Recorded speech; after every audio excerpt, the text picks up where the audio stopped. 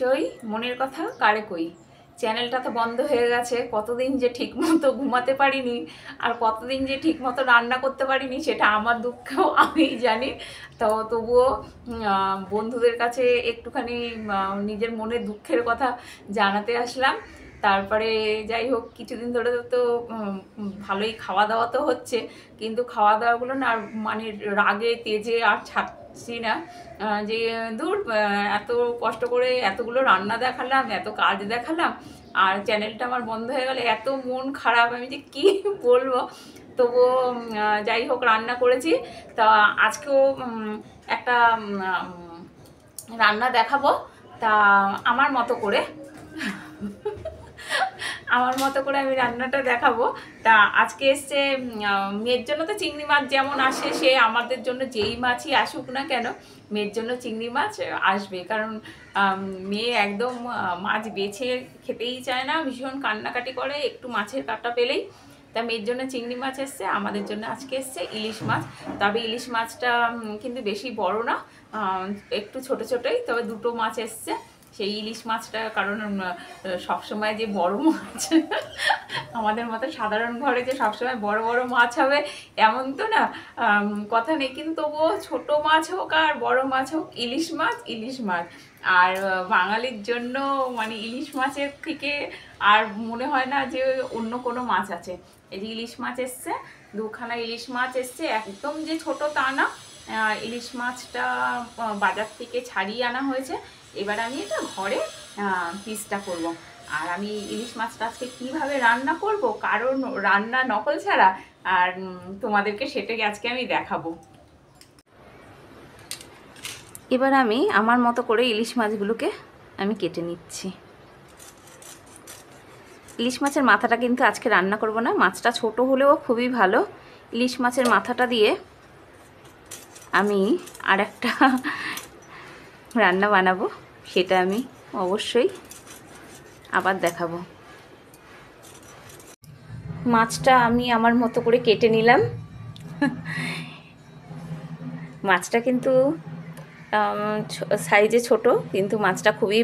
আজকে ইলিশ মাছটা রান্না করব আমি বেগুন দিয়ে, এর জন্য বেগুনটা আমি কেটে নিচ্ছি। বেগুনটা এইভাবে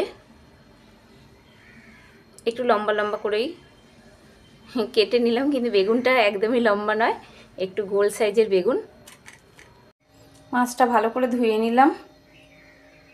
আজকে ইলিশ মাছটা রান্না করার জন্য নিয়ে নিয়েছি একটু নারকোল। নারকোলটা যেহেতু কুড়ানি দিয়ে কুড়াইনি, এখন নারকোলটা মিক্সি করে নেব। সাথে নিয়েছি কয়েকটা কাঁচা লঙ্কা, আর নিয়েছি একটু সাদা জিরে, আর নিয়েছি আদা।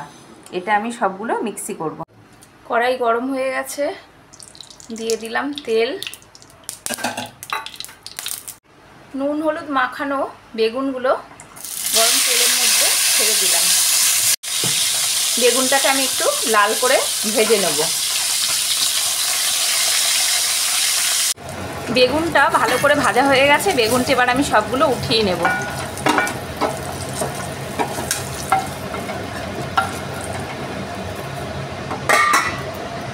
ইলিশ মাছটাও খুব হালকা করে আমি ভেজে নেব।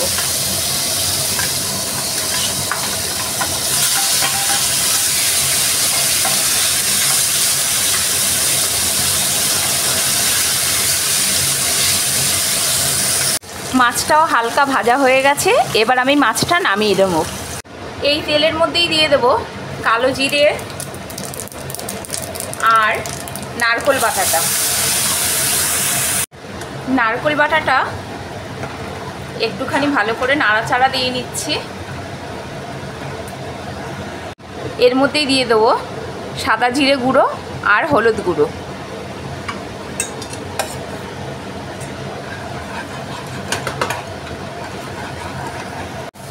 নারকোল আর লঙ্কাটা অনেকটাই ভাজা ভাজা হয়ে গেছে, এবার দিয়ে দেবো এর মধ্যে নুন,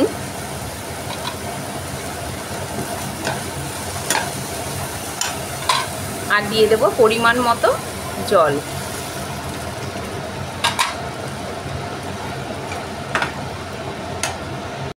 এরই সাথে দিয়ে দেবো ইলিশ মাছ আর সব কটা বেগুন।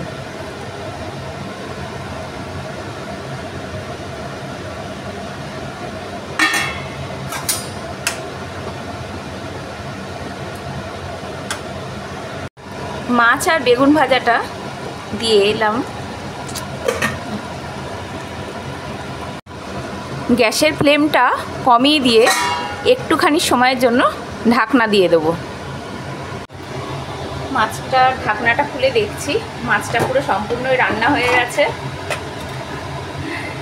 আজকে বানিয়ে ফেললাম কড়াইতেই নারকোল ইলিশ।